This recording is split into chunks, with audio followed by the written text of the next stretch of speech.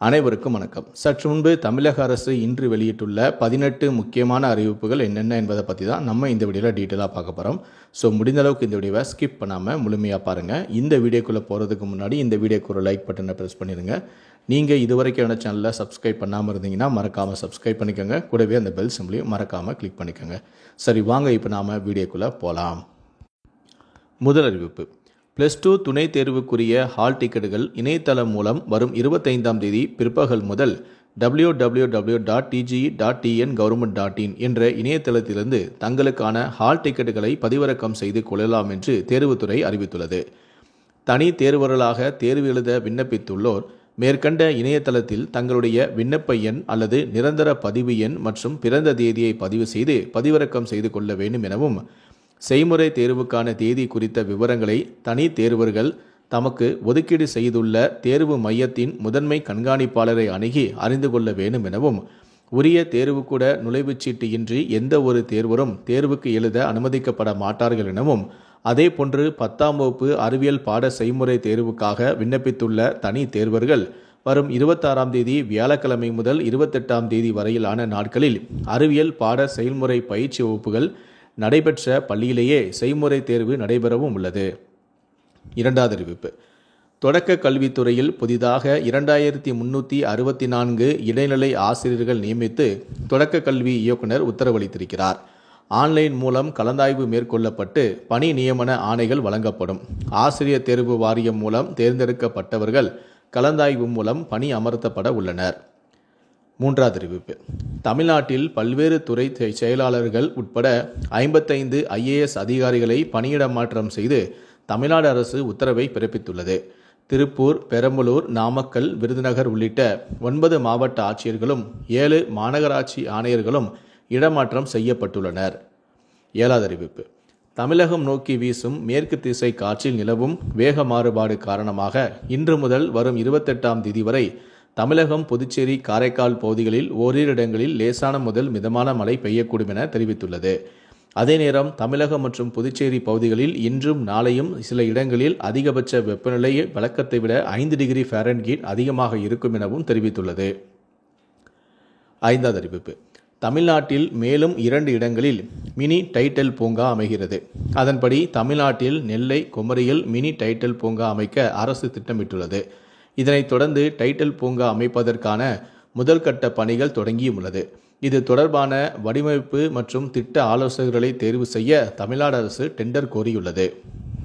ஆறாவது அறிவிப்பு: ஈரோடு மாவட்டம் அந்தியூர் அருகே உள்ள பர்கூர் மலைப்பாதை வழியாக ஜூலை 5ஆம் தேதி வரை கனரக செல்லும் 6 சக்கர வாகனத்திற்கு மேல் உள்ள கனரக வாகனங்கள் செல்ல தடை விதிக்கப்பட்டுள்ளது. ஏழாவது அறிவிப்பு: சேலம் அரக்கோணம் இடையேயான மெமோ ரயிலானது மறு அறிவிப்பு வரும் வரை ரத்து செய்யப்படுகிறது என தெற்கு ரயில்வே அறிவித்துள்ளது. பூரி ரத யாத்திரைக்காக இந்த ரயிலின் பெட்டிகள் ஒடிசா கொண்டு செல்லப்படுவதாக ரயில்வே விளக்கமும் அளித்துள்ளது. எட்டாவது அறிவிப்பு: நடப்பு கல்வி ஆண்டில் அரசு பள்ளிகளில் மாணவ சேர்க்கையானது 3,35,000 கடந்துள்ளது என்று பள்ளிக்கல்வித்துறை தகவல் தெரிவித்துள்ளது.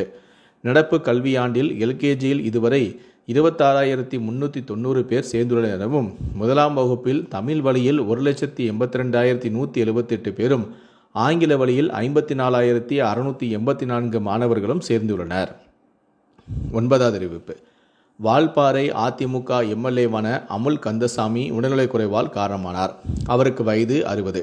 இந்த நிலையில் வால்பாறை தொகுதிக்கு இடைத்தேர்தல் நடத்த வாய்ப்பில்லை என்று தேர்தல் ஆணையம் தெரிவித்துள்ளது. தேர்தலுக்கு முந்தைய ஓராண்டுக்குள் MLA மறைந்தால் இடைத்தேர்தல் நடத்த வாய்ப்பில்லை என்றும் விளக்கம் அளித்துள்ளது. தமிழக சட்டமன்ற பதவிக்காலம் மே 9ஆம் தேதி முடிவடைய உள்ள நிலையில் இடைத்தேர்தல் தேவையில்லை எனவும் கூறியுள்ளது. 10வது அறிவிப்பு: சொத்து பத்திரம் பதிவு செய்யப்பட்ட ஒரே நாளில் வில்லங்கச் சான்று பெறும் புதிய வசதி அறிமுகம். பதிவுத்துறை அதிகாரிகள் தகவல். பதிவு முடிந்த நாளிலேயே பத்திரம் கிடைக்கும் முன்பு வில்லங்கச் சான்றிதழை சம்பந்தப்பட்ட நபருக்கு மொபைல் போன் வாயிலாக அனுப்பும் புதிய நடைமுறையை பதிவுத்துறை அறிமுகப்படுத்தி உள்ளது. அந்த குறுஞ்செய்தியில் இருக்கும் இணையதள லிங்கை கிளிக் செய்தால் அந்த சொத்துக்கு சமீபத்தில் செய்த பரிமாற்றம் பற்றிய வில்லங்க சான்றிதழை இலவசமாக பெறவும் முடியும். இந்த சான்றிதழின் இணைப்பு 30 நாட்கள் வரை செல்லுபடியாக இருக்கும். மக்கள் இதனை சொத்து வரி, மின்சாரம் மற்றும் நீர் இணைப்பு, பெயர் மாற்றங்களை செய்ய பயன்படுத்தவும் முடியும். 11வது அறிவிப்பு. +2 தேர்வு முடிவு வெளியான நிலையில் பல மாணவ மாணவியர் மறு மதிப்பீட்டுக்கு விண்ணப்பித்திருந்தனர். அவர்களின் மதிப்பெண் மாற்றம் உள்ள மாணவ மாணவியரின் மதிப்பெண் பட்டியல்கள் நேற்று பிற்பகலில் www.tge.tngovernment.in என்ற இணையதளத்தில் வெளியிடப்பட்டும் உள்ளது. இந்த பட்டியலில் இடம்பெறாத மாணவ மாணவியரின் விடைத்தாள்களில் எந்த மாற்றமும் இல்லை என்றும் தேர்வுத்துறை தெரிவித்துள்ளது. 12வது அறிவிப்பு. தமிழ்நாடு அரசு அறிவிப்பின்படி கிண்டி ரேஸ் கோர்ஸ் பூங்காவாக மாறுகிறது. விரிவான திட்ட அறிக்கை மற்றும் வடிவமைப்பு தயார் செய்ய தமிழ்நாடு அரசு டெண்டர் கோரியது. ரேஸ் கிளப்பிலிடமிருந்து மீட்கப்பட்ட 118 ஏக்கரில் பிரம்மாண்ட பசுமை பூங்கா அமைய உள்ளது. 4832 கோடி மதிப்புள்ள நிலத்தில் பசுமை பூங்கா அமைக்கப்படும் என கடந்த ஆண்டு செப்டம்பர் மாதம் அறிவிப்பும் வெளியானது. 13வது அறிவிப்பு. தற்பொழுது சட்டப்பூர்வமான கிளியரிஃபிகேஷன் நிறைவடைந்ததை அடுத்து வரக்கூடிய சட்டமன்ற கூட்டத்தொடரில் சித்த பல்கலைக்கழக மசோதா சட்டமன்றத்தில் மீண்டும் நிறைவேற்றியதற்கு பிறகு சம்பந்தப்பட்டவர்களின் ஒப்புதல் பெற்று நிச்சயமாக தமிழ்நாட்டில் சித்த மருத்துவ பல்கலைக்கழகம் வந்தே தீரும் என அமைச்சரான மா. சுப்பிரமணியன் தகவல் ஒன்றை வெளியிட்டிருக்கிறார். 14வது அறிவிப்பு. இஸ்ரேல் ஈரான் நாடுகளில் உள்ள தமிழர் விவரங்களை பெற்று உடனே உதவிகளை வழங்க முதலமைச்சரான மு.க. ஸ்டாலின் உத்தரவிட்டிருக்கிறார். டெல்லி தமிழ்நாடு இல்லத்தில் இஸ்ரேல் ஈரானில் உள்ள தமிழர்களுக்கு உதவ டெல்லியில் 24 மணி நேரமும் இயங்கும் கட்டுப்பாட்டு அறை திறக்கப்பட்டுள்ளது. தொலைபேசி எண், கைபேசி எண் ஆகிய இந்த எண்ணில் தொடர்பு கொள்ள அறிவுறுத்தப்பட்டும் உள்ளது. 15வது அறிவிப்பு. 2025ஆம் ஆண்டின் UPSC முதல்நிலை தேர்வில் தேர்ச்சி பெற்ற தமிழ்நாட்டை சேர்ந்த மாணவர்களுக்கு முதன்மை தேர்வுக்கு பயிற்சி மேற்கொள்ள ஏதுவாக தமிழ்நாடு திறன் மேம்பாட்டுக் கழகத்தின் கீழ் இயங்கி வரும் நான் முதல்வன் போட்டித் தேர்வுகள் பிரிவின் வாயிலாக 25,000 ரூபாய் நேரடியாக மாணவர்களின் வங்கிக் கணக்கில் செலுத்தப்படும். ஊக்கத்தொகையை பெறுவதற்கு நடப்பு ஆண்டில் UPSC முதல்நிலை தேர்வில் தேர்ச்சி பெற்ற தமிழ்நாட்டை சேர்ந்த மாணவர்கள் இந்த இணையதளத்தில் கொடுக்கப்பட்டிருக்கும் அறிவிக்கையை படித்து பார்த்து 21ஆம் தேதி முதல் 2/7/2025 வரை விண்ணப்பிக்கலாம் எனவும் கூறியுள்ளது. 16வது அறிவிப்பு. கோழி பண்ணைகளில் ரேஷன் அரிசி பயன்படுத்தினால் கடும் நடவடிக்கை எடுக்கப்படும் என்று ஐஜியான ரூபேஷ்குமார் மீனா தெரிவித்திருக்கிறார்.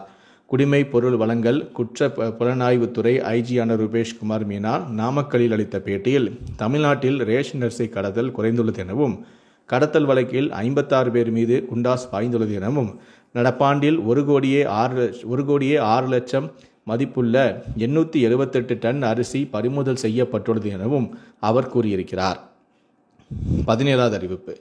2025-26ஆம் கல்வியாண்டு B.Ed மற்றும் முதல்நிலை மாணவர் சேர்க்கைக்கான ஆன்லைன் விண்ணப்ப பதிவு தொடங்கப்பட்டுள்ளது. விருப்பமுள்ளவர்கள் tngasa.in என்ற இணைய முகவரியில் ஜூலை 9ஆம் தேதிக்குள் விண்ணப்பிக்கலாம் எனவும் விண்ணப்பித்தவர்களுக்கான தரவரிசை பட்டியல் ஜூலை 18ஆம் தேதி வெளியிடப்படும் எனவும் ஜூன் 21 முதல் 25ஆம் தேதிக்குள் விருப்ப கல்லூரியை தேர்வு செய்யலாம் எனவும் ஜூலை 28இல் இடஒதுக்கீடு ஆணை வெளியிடப்படும் எனவும் மாணவர்கள் தங்களுக்கு ஒதுக்கப்பட்ட ஆணையை தங்கள் ஐடி மூலமாக iwiasc.ac.in என்ற இணையதளம் வழியாக பதிவிறக்கம் செய்து ஜூலை 4ஆம் தேதிக்குள் தங்களுக்கு ஒதுக்கப்பட்ட கல்லூரியில் சேர வேண்டும் எனவும் ஆகஸ்ட் 6ஆம் தேதி முதலாம் ஆண்டு மாணவர்களுக்கான வகுப்புகள் தொடங்கும் எனவும் கூறியுள்ளது. கடைசியாக 18வது அறிவிப்பு. MBBS, PDS ஆகிய இளநிலை மருத்துவ படிப்புகளுக்கு வருகிற 25ஆம் தேதிக்குள் விண்ணப்பிக்க வேண்டும் என மருத்துவ மாணவர் சேர்க்கைக்குழு தெரிவித்துள்ளது. மேலும் மாற்றுத்திறனாளி பிரிவின் கீழ் விண்ணப்பம் செய்யும் மாணவர்கள் ஏற்கனவே தங்களிடமுள்ள மாற்றுத்திறனாளிக்கான சான்றிதழ்களை கொண்டு விண்ணப்பிக்கலாம் எனவும் கூறியுள்ளது.